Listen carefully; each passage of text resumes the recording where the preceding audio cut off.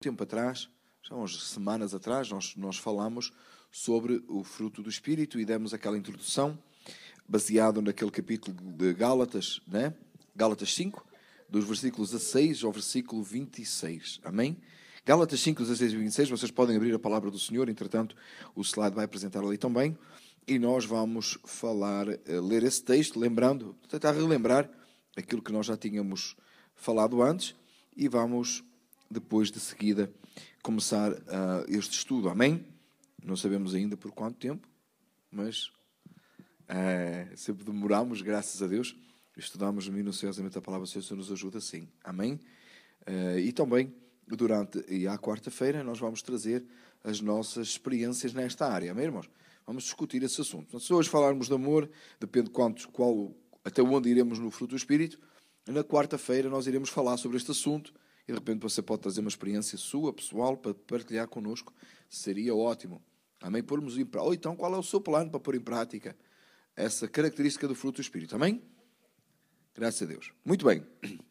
Então a palavra do Senhor diz: digo, porém, andai em espírito e não cumprireis a concupiscência da carne, porque a carne cobiça quanto ao espírito e o espírito quanto à carne, e estes opõem-se um ao outro, para que não façais o que quereis. Mas se sois guiados pelo Espírito, não estáis debaixo da lei.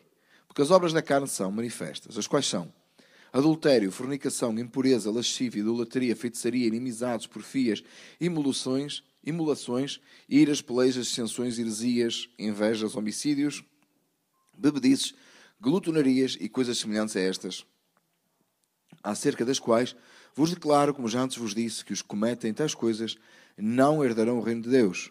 Mas o fruto do Espírito é amor, gozo, paz, longanimidade, benignidade, bondade, fé, mansidão, temperança. Contra essas coisas não há lei. E os que são de Cristo crucificam a carne com as suas paixões e concupiscências. Se vivemos em Espírito, andemos também em Espírito. Não sejamos cobiçosos, vanglórias, irritando-nos uns aos outros, invejando-nos uns aos outros. Oramos ao Senhor. Meu Deus, meu Pai, fala as nossas vidas, Senhor. Te pedimos, pela Tua palavra, possamos ser enriquecidos. Possamos, Senhor, ser moldados como Tu desejas, ó Deus. Molda-nos, ó Pai, em nome de Jesus. Amém. Então nós temos uma posição aqui, só relembrando, como eu já tinha dito, nós temos uma posição aqui ao que é o fruto do Espírito e as obras da carne, não é? Fruto do Espírito, nós não consideramos 9 frutos, amém? Mas sim um fruto só com 9 características, não é? Da outra vez nós falámos e dissemos que a carne e o Espírito se opõem. E eu penso que nós falamos isso também. Você tem que ter e tem que priorizar na sua vida como é que você está fazendo para alimentar o seu espírito, amém? Para ser fortalecido o espírito. Há uma luta constante. No dia que aceitou Jesus, a sua carne e o seu espírito se opuseram e criou uma guerra em si. E você tem que vencer essa guerra. E à partida você não consegue vencer essa guerra. Você já perdeu. Se você lutar em si próprio. Mas com o Espírito Santo que habita em nós e em Cristo Jesus, pela graça, pela misericórdia dele, buscando a sua presença, você pode vencer a sua própria carne. E esse é o problema. Lembrando que o diabo não é o seu maior problema. O seu maior problema é a sua carne. O diabo vai agir conforme ele faz o papel dele. Ele está debaixo do controle da poderosa mão de Deus. Mas a palavra diz para você não ignorar os seus ardis. Ele vai arranjar uma tribulação, ele vai arranjar uma dificuldade, ele vai arranjar uma luta, ele vai arranjar uma tentação, para que a sua carne ceda. E até a sua carne ceder está tudo bem. O problema é quando a nossa carne cede. Amém? Então nós temos as obras da carne. As obras da carne são adultério, fornicação, impureza, lascívia, idolatria, feitiçaria, inimizades, porfias, emulações, iras, pelejas, dissensões, heresias, invejas, homicídios, bebedices, glutonarias. E no caso de você não se enquadrar em nenhuma destas, que eu duvido, ainda diz assim, e coisas semelhantes a estas. Então, no caso de você não, naquela lista, você não se enquadrou em nenhuma, amém? Paulo aos Gálatas ainda diz, estas ou semelhantes. Então, não tem escapatória. É impossível que você não se enquadre naquelas. Mas no caso de você se achar que não enquadra, Paulo diz, e outras semelhantes a estas. Então, nós temos esse problema. E lembre-se, irmão, lembre-se sempre. E anime-se no Senhor e fortaleça-se em Cristo. Você não vai vencer sozinho. Você deposita a sua confiança no Senhor, ore, busca Deus, peça ao Senhor ajuda, leia a sua palavra, seja fortalecido, seja revestido para que você possa vencer. Porque de outra forma não dá. Tá, irmãos? Tem um rapaz que eu conheço há uns anos que ainda o Pedro não era nascido. Há uns 6 anos. Para aí. Eu acho que ainda o Pedro não era nascido. Mas assim, diríamos há 5 anos. Que está a tentar resolver uns problemas, ele próprio, uns conflitos pessoais de pecado, de tentação, para depois vir para a igreja. Há 5 anos que ele não apareceu aqui ainda. E alguns irmãos que estão aqui conhecem, pelo menos ali a irmã Rosa e o irmão José conhecem. 5 anos que ele está a tentar resolver os problemas dele para depois vir para a igreja. Eu já disse que ele não vai conseguir, já disse várias vezes, já falei com ele várias vezes, ele não vai conseguir. Ninguém consegue. Ninguém consegue sozinho. Não dá. Tá? Outra coisa, irmão, é por isso que nós congregamos. É que mesmo você sozinho com Deus, Deus lhe deu a igreja para que você possa se fortalecer com os membros, o corpo de Cristo, lutando para o mesmo propósito e reconhecendo que eu tenho as minhas fraquezas e os irmãos têm as suas próprias fraquezas e juntos, amém, nós precisamos da ajuda do Espírito Santo e lutamos juntos. Amém? Louvado seja o nome do Senhor. Então que o Senhor nos ajude a nós percebermos isto. Amém? Em oposição às obras da carne que são naturais, que são espontâneas, tá? Que é aquele momento que você sai aquilo que você não quer, aquele momento que você às vezes surpreende a si próprio. Como é que eu pude fazer isto? Como é que eu pude desagradar a Deus? Tá? Deus não ficou surpreendido com isso, Ele já sabia. Então, na hora que isso acontece, você tem algo natural da sua carne. Nesse lugar deveria de haver fruto do Espírito, que é uma obra do Espírito Santo feita em si, é uma obra sobrenatural, é um milagre. Amém? Quando nós aceitamos Cristo como Senhor e Salvador, o Espírito Santo vem habitar em nós, essa é a marca do cristão. É que o Espírito Santo habita e sai de nós, brota de nós algo que não é nosso.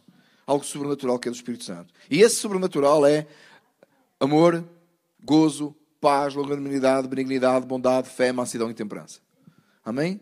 Você não pode ter temperança sem ter amor, você não pode ter fé sem ser benigno, você não pode ter longanimidade sem ter bondade. Amém? É um fruto com estas 9 características. Amém? Se você está a pensar, eu acho que eu dei esse exemplo nessa altura, o irmão José ali na terra dele tem muitas laranjas, não é? Muitas laranjeiras. Você pega na laranja, descasca a laranja com, você pode dizer várias características que a laranja tem. É doce, tem sumo, e lá são doces mesmo, não é? Uma maravilha. É doce, tem sumo, tem cor de laranja, né? Cor de laranja, laranja, cor de laranja. Né? E tem uma série de características que você pode dizer, e é isso que o fruto do Espírito tem que dar de si, tá? Tem que produzir em si. Agora, escuta, irmão, eu estou só relembrando tudo aquilo que eu penso que já falámos aqui da última vez, já vai há um tempo. Tem mais uma situação, irmãos. É que o lavrador não vai esticar a laranja para a laranja produzir. Ele pode alimentar a laranjeira, ele pode pôr adubo, ele pode cavar, não é isso? Pode regar, mas ele não vai esticar o fruto. Irmão, o fruto do Espírito é algo natural.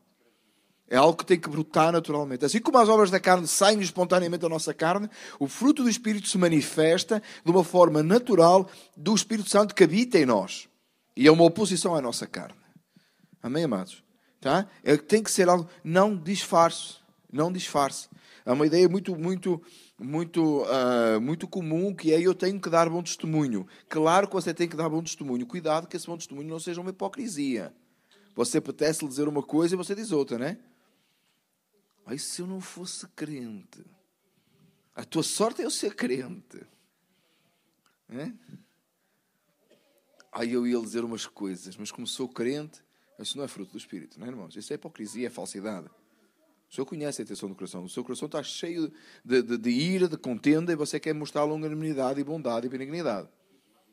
E demais intenções. Isso não existe, irmãos, tá? Isso existe, lamentavelmente, mas isso é falso.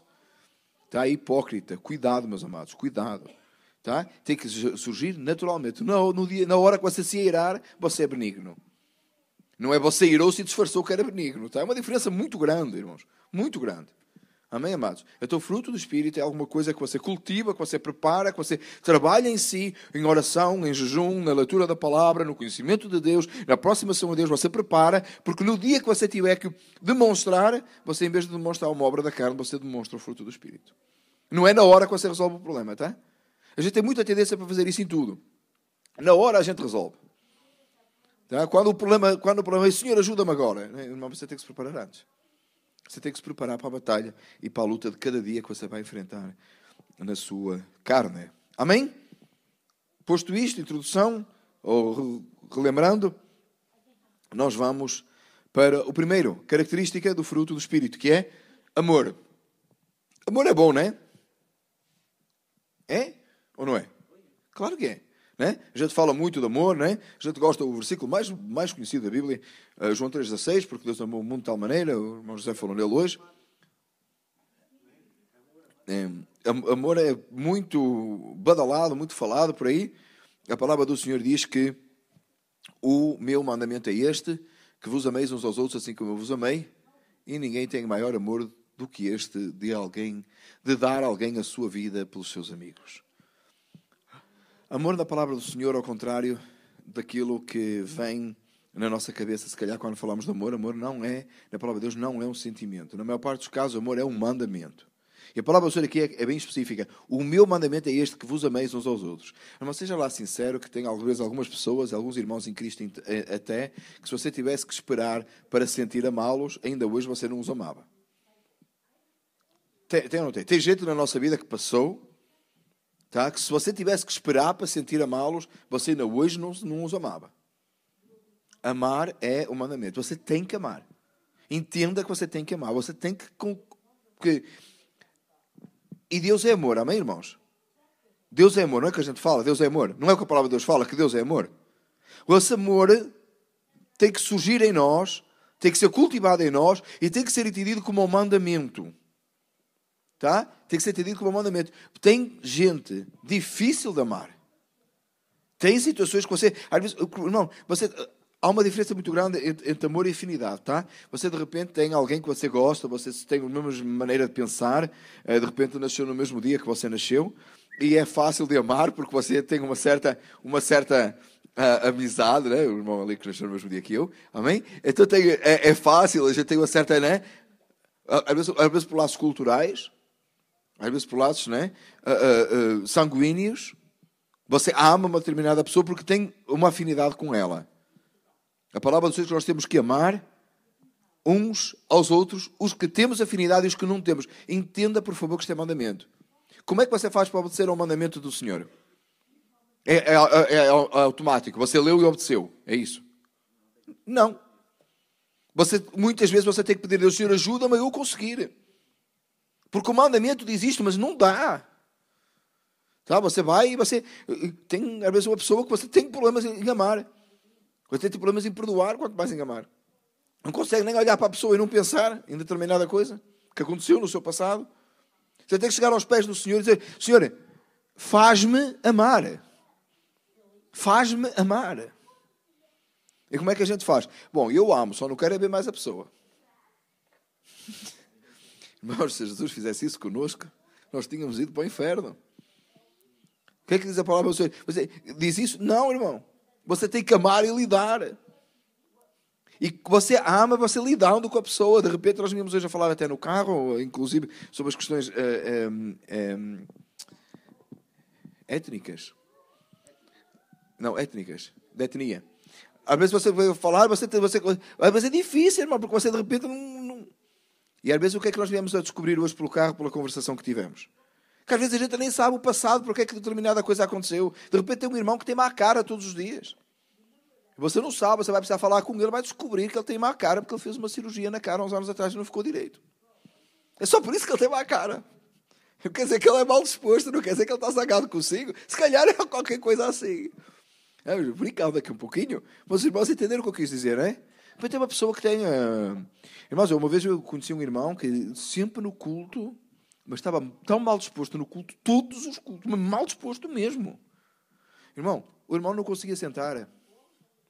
O irmão não conseguia sentar direito por uma questão física. Eu acho que como eu sou conhece a pessoa, não conseguia sentar direito por uma condição física. E a pessoa estava tão incomodada com dores para estar sentada no culto, a fazer mais esforço que todos os irmãos. Como é que ele podia ter uma cara sorridente no culto? Você pensa, ele não gosta da palavra, ele não gosta de estar aqui, ele não gosta dos irmãos, eu não sei o que ele está a fazer aqui. Não era, o irmão não conseguia sentar. E não conseguia, não consegue. É um caso real. Alguém que tem muita dificuldade para estar sentado no culto, porque tem dores que não são normais. Né? A pessoa, depois eu acabei por saber, inclusive a pessoa não pode trabalhar, etc. Como é que você vai saber isso? Você vai ter que lidar com a pessoa. Começando a amar, a aproximar.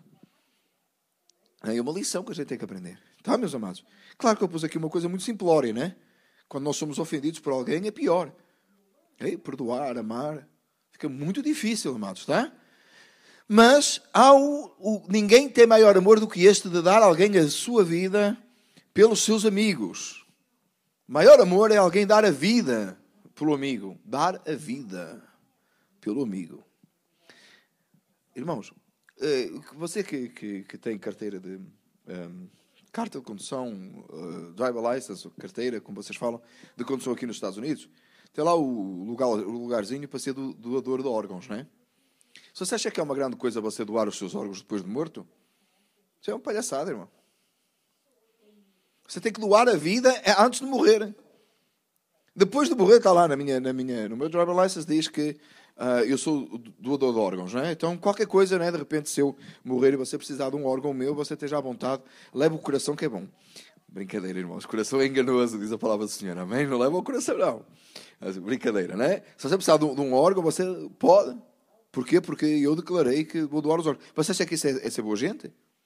Depois de morto não faz diferença nenhuma. Pode cortar, pode tirar o que quiser, não vai fazer diferença nenhuma. Porquê? Porque o corpo glorioso já está reservado, não é? Louvado seja o nome do Senhor.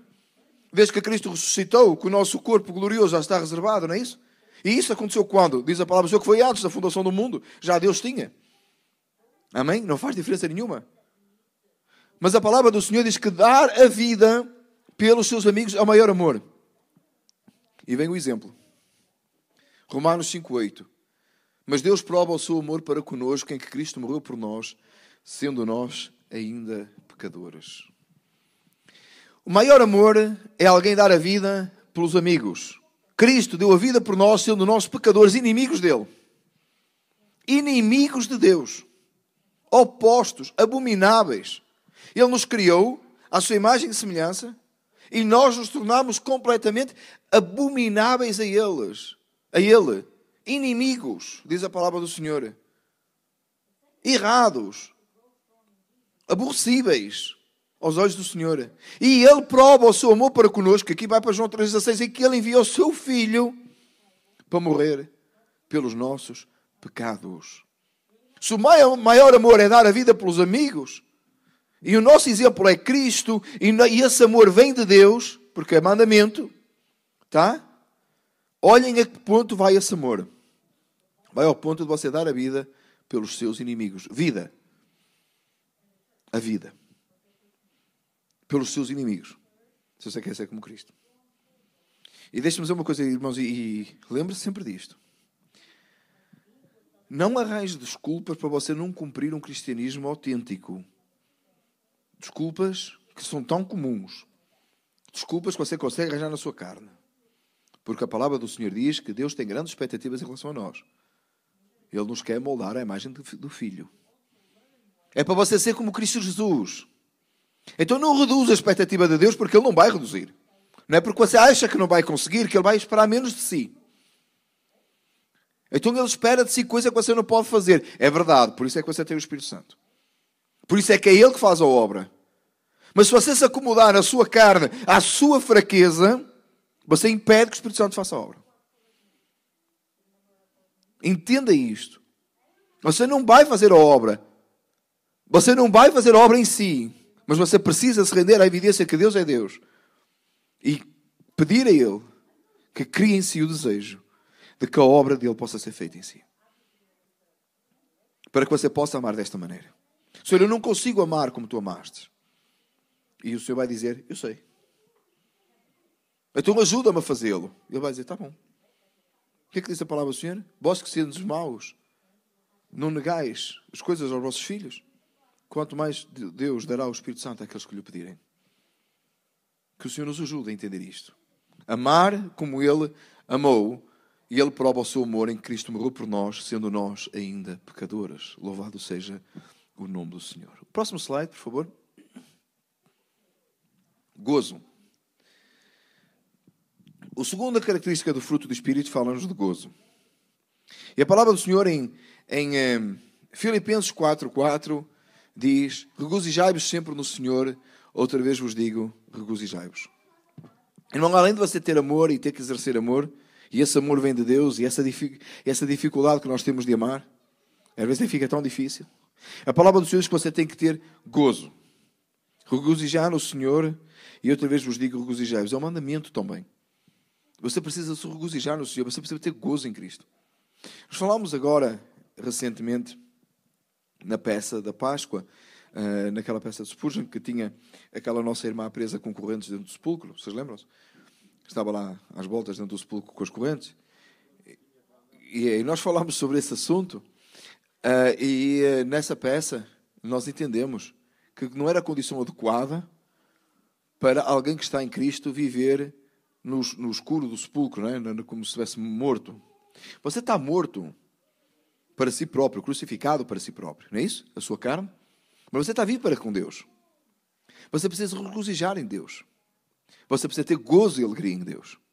Irmão, tinha um corinho lá em Portugal que a gente cantava que dizia: não pode estar triste o coração que ama a Cristo. E esse corinho gerou um certo conflito na altura, porque havia uma pessoa que estava a passar por uma dificuldade muito grande e estava a chorar e estava muito triste, e uns irmãos da igreja decidiram cantar para ela: não pode estar triste o coração que ama a Cristo. E a pessoa não gostou. Irmão, você passa por dificuldades e passa por lutas, e tem horas que você está triste e você chora. E você se quebranta. O maior motivo de tristeza para o cristão não é não ter a casa de sonho, não é não ter o carro de sonho, ou não é não ter a vida que gostaria de ter. A maior tristeza para o cristão é quando ele peca, né? A segunda maior tristeza para o cristão é quando alguém se perde. Tá? Vocês concordam comigo? Quando você peca, você chora, você se quebranta, você se humilha diante de Deus, você se entristece, e glória a Deus por isso, porque se você não o fizesse, não era sinal que não havia o Espírito Santo em si. Agora, irmão, você não pode viver uma vida de tristeza. As circunstâncias do mundo não podem interferir no nosso gozo. Há gozo em Cristo Jesus. Irmão, a sua alma foi salva. Do lamaçal do pecado e da morte que você estava, tendo como fim o inferno, você foi resgatado dali, você foi trazido para os lugares celestiais, como diz a palavra do Senhor, e agora você tem uma nova vida em Cristo. Como é que pode haver uma permanente tristeza ou desgosto? A gente fala muito lá em Portugal de desgosto. Permanente e constante na nossa vida, porque as circunstâncias desta terra não estão de acordo com aquilo que a gente gostaria. Quando a nossa esperança e a nossa alegria é Cristo. Como é que é possível, irmãos? Mas tem momentos, irmão, que falta isto, falta aquilo, a gente fica triste, não sabe o que há de fazer, fica, claro, amados. Mas mesmo assim, o gozo eterno, a alegria da salvação, não pode ser camuflada. Você pode ter momentos de tristeza, mas você não pode ser triste. Você vai ter momentos de dificuldade, mas você não pode esquecer que a sua alma foi salva, que há um Salvador. Você lembra de Jó, no meio da dificuldade? Jó, no meio da dificuldade, diz: eu sei que o meu Redentor vive. Jó perde tudo, todos os bens materiais, perde os filhos, perde todas as coisas e perde a saúde. E no meio daquela dificuldade e daquela luta e daquela pesar terrível, de certeza que ele chorou muito, de certeza que ele se entristeceu muito. Ele dizia: pois eu sei que o meu Redentor vive. E ele não sabia o propósito nem a razão pela qual estava naquilo, nem sabia que no final Deus ia dar tudo para ele. Ele não fazia ideia. Mas ele dizia: porque eu sei que o meu Redentor vive. Irmãos, tem que haver o gozo da salvação da nossa alma. Às vezes nós passamos por dificuldades. Às vezes nós passamos por lutas. Irmão, nós vamos chorar uns com os outros. A palavra do Senhor diz: chorai uns com os outros. Chorai com os que choram, diz a palavra do Senhor. A palavra do Senhor diz que Jesus chorou. Irmãos, a igreja do primeiro século passou por tribulações terríveis, passou por dificuldades terríveis. Irmãos, acha que nem todos, irmãos, nem todos morreram a dar glória a Deus. Muitos devem ter morrido a gritar de dor. Imaginou o leão comê-lo? Não significa que esse povo não tinha gozo. Paulo e Silas na prisão, sendo chicoteados, e eles estavam dando glória a Deus, estavam louvando a Deus. Cantavam hinos. Porque há um gozo maior, há uma satisfação maior em Cristo. Irmão, até quando o Espírito Santo contende consigo, que você é um pecador, que você pecou, após o arrependimento há um gozo do perdão dos nossos pecados. Há uma alegria. Uma alegria diferente daquilo que o mundo faz. Alguma coisa muito diferente do que o mundo faz. A diferença, irmãos, é que você no mundo, você tinha momentos alegres. Agora você é alegre e tem momentos de tristeza. Eu fiz-me entender com isto? No mundo, quando você estava no mundo, você tinha momentos alegres. Você precisava de coisa para se divertir. Você precisava de coisa para se alegrar. Hoje você está em Cristo. Você é alegre. Você tem razão permanente para se alegrar. A sua alma foi salva. Irmãos, o gozo falta muitas vezes ao povo de Deus.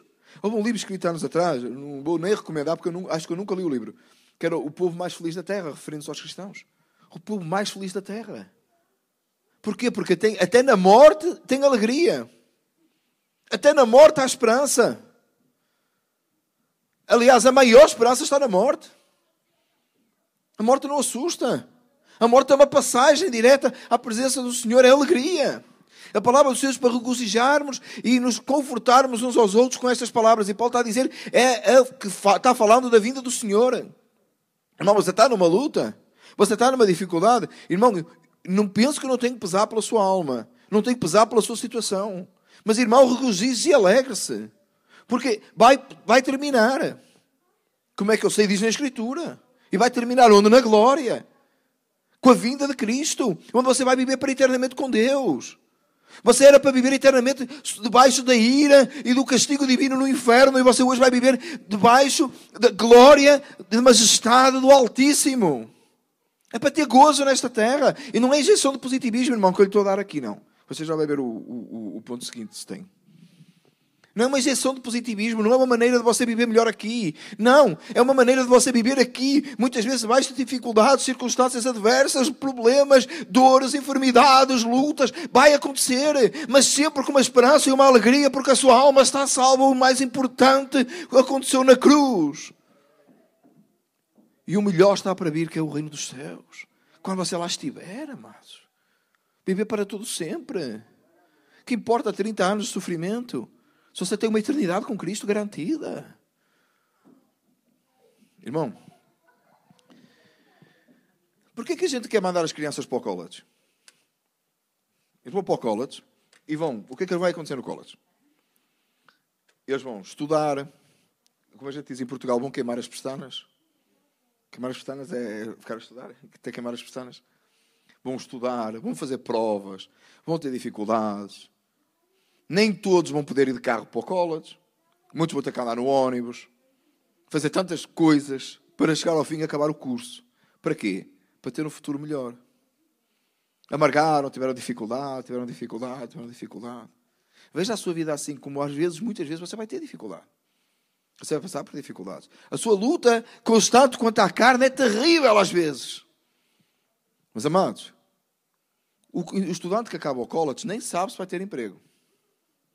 Se ele tirar um curso de 4 anos e tentar o curso que tinha mais saída profissional, é bem possível que, como ele fez, muitos façam. Quando acabar o college, vai estar ele e não sei quantos mil com a mesma saída profissional. As vagas vão acabar. Vocês concordam comigo? Quem andou no college sabe isto. Vai tirar o curso que tem mais saída. Quando? Naquele momento. Porque o futuro... Há uma perspectiva. Mas se todo mundo for embradar pela mesma carreira profissional... Né? Imagina, agora falta médicos. Vai todo mundo estudar para médico. Quando acabar vai ter tanto médico que alguns vão ter que ser veterinários. Porque já não vai haver humano suficiente para esses médicos todos. Você está a entender? É tudo uma incerteza. Mas no reino dos céus não é assim, queridos. Não é assim, é garantido, é certo. Quem for fiel até à morte receberá a coroa da vida, diz Apocalipse. Só mantém fiel. Fica fiel, permanece na palavra, busca a Deus. Trabalha o fruto do Espírito. Você diz, não, mas eu acabou de dizer que era o Espírito Santo. Amém, era o Espírito Santo, mas você tem que trabalhar.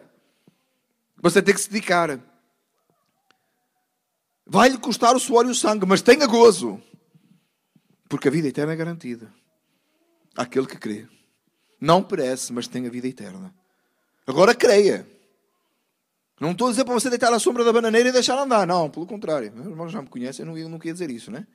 É porque eu não gosto de bananeiras. Não, estou a brincar.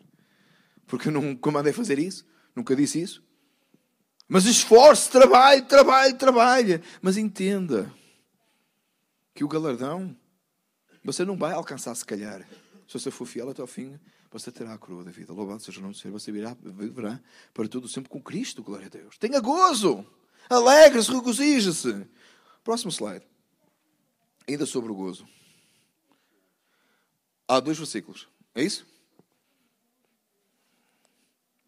Amém. Ou ainda tem outro, não é? Amém. Bem-aventurados sois vós. Bem-aventurados é felizes mais que felizes. Amém, irmãos? Uma tradução mais simples diria isso. Sois vós quando vos injuriarem e perseguirem e mentindo, disserem todo o mal contra vós por minha causa. Exultai e alegrai-vos, porque é grande o vosso galardão no céu, porque assim perseguiram os profetas que foram antes de vós. Se você lê o primeiro versículo só. Bem-aventurados sois vós, quando vos injuriarem e perseguirem, mentindo, e disserem todo o mal contra vós por minha causa. Você diz assim, Jesus está a falar e diz assim, olha, vai acontecer tudo, uma série de problemas. E você vê essa série de problemas no primeiro século, e hoje não é diferente porque você querer numa igreja assim hoje. Amém? Você tem lutas, você tem dificuldades, você tem que enfrentar tudo e todos. Você tem que enfrentar os que dizem ser irmãos e não são, mas são sinagoga de Satanás, como diz a palavra do Senhor lá em Apocalipse. Tá? Você tem que lutar. E a palavra do Senhor diz que você é bem-aventurado, você é mais que feliz. Tudo bem, eu sou mais que feliz porque eu estou combatendo o bom combate como Paulo, e eu vou acabar a carreira, guardar a fé. Amém. Agora veja o texto seguinte. Exultai e alegrai-vos. É para você se exultar e alegrar. É para você fazer festa. É para você fazer farra. Foi farra no púlpito, meu Deus, misericórdia. É para você ter alegria, ter festa. Paulo e Silas sendo chicoteados em festa, louvando, cantando hinos a Deus. Os que os outros presos escutavam. E às vezes a gente está, né? A gente está a louvar a Deus com uma voz tão mortinha, que é uma tristeza tão grande, é um embaraço tão grande.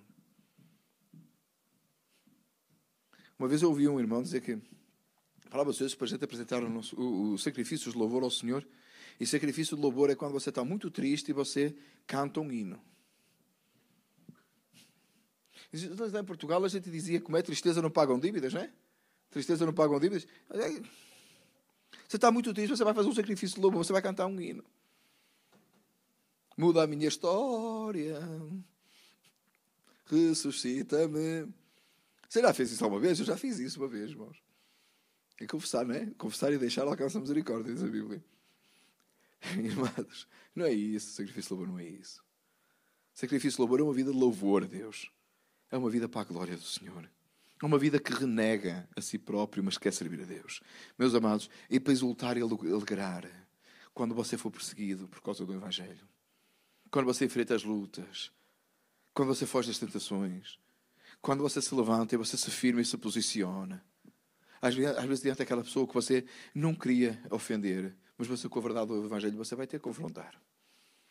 Em que o politicamente correto vai desaparecer. E você vai ter que fazer a verdade. É para você, no meio dessa dificuldade, você com pesar muitas vezes, porque você não queria ter dito a este ou aquele que está errado. Outro dia uma irmã contou um testemunho que foi visitar a mãe que já não via há tantos anos. E a mãe estava cheia de lá de idolatria católica. E ela teve que lhe dizer, olha, está tudo errado. E ao fim daqueles anos todos eu não queria que a minha mãe se zangasse comigo. Claro que eu não queria, eu já não via a mãe há tantos anos. Mas teve que lhe dizer. E é preciso muito mais amor. Voltamos à primeira característica do fruto do Espírito, que é amor. É preciso muito mais amor para confrontar alguém no seu erro do que para fechar os olhos e avançar. Dá muito mais trabalho, dá muita mais consumição. Enfrentar a pessoa no erro e dizer está errado, está errado, está errado, é pecado, Deus condena. Mas é preciso amar muito mais para o fazer do que deixar passar. Mas diz a palavra aqui em todas essas coisas para você se exultar e alegrar. Quando? Porque é grande o vosso galardão nos céus, porque assim perseguiram os profetas que foram antes de vós. A referência de Jesus, dando a referência para a igreja, do primeiro século, para os apóstolos, para aqueles que o estavam a ouvir, e ele refere quem? Os profetas que foram antes, que eles conheciam. Amém? Os profetas que foram perseguidos. Naquela época, por aquela época, João Batista foi degolado, certo? Cortaram na cabeça porque falar a verdade. E para hoje nós, irmãos, conforme o escritor de Hebreus 11, aliás, 12:1, diz que estamos rodeados de uma tão grande número de testemunhas, hoje estamos rodeados ainda mais. Porque tem os profetas que foram perseguidos, Tem João Batista na época de Jesus que foi degolado. E tem a igreja do primeiro século que o sofreu. E a partir daí para cá temos tanta gente que se levantou, os reformadores que se levantaram para fazer uma diferença no mundo. Gente que se exultou e alegrou e regozijou porque puderam fazer a obra do Senhor em lutas e em dificuldades, mas com a alegria de ser salvo. Lembra de Estevão? Apedrejado até à morte e vendo a glória de Deus. E pedindo a Deus, esse tinha fruto do Espírito, não é, irmãos? E pedindo a Deus que perdoasse os que lhe estavam a tirar pedras. O Senhor nos ajude, não é? Deus nos ajude. 1 Tessalonicenses 4, 13 a 18, e a gente vai terminar por aqui. Não quero, porém, irmãos, que sejais ignorantes acerca dos que já dormem, para que vos não entristeçais como os demais que não têm esperança. Porque se queremos que Jesus morreu e ressuscitou, assim também aos que dormem em Jesus, Deus, os tornará a trazer com ele. Dizemos-vos, pois, isto, pela palavra do Senhor, que nós, os que ficarmos vivos para a vinda do Senhor, não precederemos os que dormem. Porque o mesmo Senhor descerá do céu com alarido e com voz de arcanjo e com trombeta de Deus, e os que morreram em Cristo ressuscitarão primeiro. Depois nós, os que ficarmos vivos, seremos arrebatados juntamente com Ele nas nuvens, a encontrar o Senhor nos ares, e assim estaremos sempre com o Senhor. Portanto, consolai-vos uns aos outros com estas palavras. Louvado seja o nome do Senhor. Consolemos-nos uns aos outros com estas palavras. Jesus vai voltar. Está difícil, está a luta, mas alegre-se, regozije, Ele vai voltar. E Ele vai nos levar para viver com Ele. Exorta o irmão, permanece firme, irmão. O irmão vai virar para ti, mas tu não sabes o que eu estou a sofrer, nunca passaste por isso. Não passei, não. Mas vou passar junto contigo uma eternidade. Amém? Não significa, irmão, que você não tem que amar a pessoa. Eu lembro que o primeiro característica era amar, ouvir a pessoa, dar a vida pela pessoa. Mas sempre o nosso conforto e o nosso regozijo vem de uma esperança eterna de vida com Cristo. Louvado seja Deus. Amados, quarta-feira, então, querido Deus, traga a sua experiência sobre gozo e amor. Amém? Traga os seus pensamentos sobre este assunto, para a gente discutir, debater, falar um pouco e, querendo Deus, 2 a 8 dias, nós estaremos então connosco o pastor Virgílio e depois nós iremos recomeçar a partir da paz. Amém? Paz é alguma coisa que o irmão José percebe bem e o irmão Ricardo também, não é? Eles trabalham com paz. Não é? Eles são os verdadeiros pacificadores, não é? Pega na pá, empurra a terra para lá, traz terra para cá, tem paz. Aleluia. Não é? Brincadeira, irmão, brincadeira mais uma vez. Não é? A paz que o mundo não dá, a paz que vem de Jesus. Paz com Z, P-A-Z. Irmão, não fica confuso, tá? Não fica confuso que eu estou a ver os irmãos a vir todos de pá na mão para esse estudo bíblico. Não, paz que o mundo não dá. Paz de Deus, paz de Cristo Jesus. Como você costuma dizer, não é? Dessa forma amigável, com esse sorriso bonito que só você tem, diz paz do Senhor, não é? Amém? Fique de pé, vamos orar ao Senhor, alegres na presença de Deus Todo-Poderoso. Amém? Regozijados em Cristo? Amém. Louvado seja Deus. Meu Senhor, meu Deus, te glorificamos e te adoramos, a ti honramos. Só a ti, Senhor, porque não há outro. Gratos pela tua presença, pelo teu amor e tua bondade. Gratos, Senhor, por aquilo que nos tens falado esta manhã. Aumenta, Senhor, em nós. Faz transbordar. Renova-nos. Transforma-nos. Mas que o fruto do Espírito possa sobressair das nossas vidas. Ajuda-nos a renunciarmos à nossa carne. Faz, Senhor, o teu querer em nós. Te daremos a glória e o louvor hoje e sempre. Em nome de Jesus. Amém.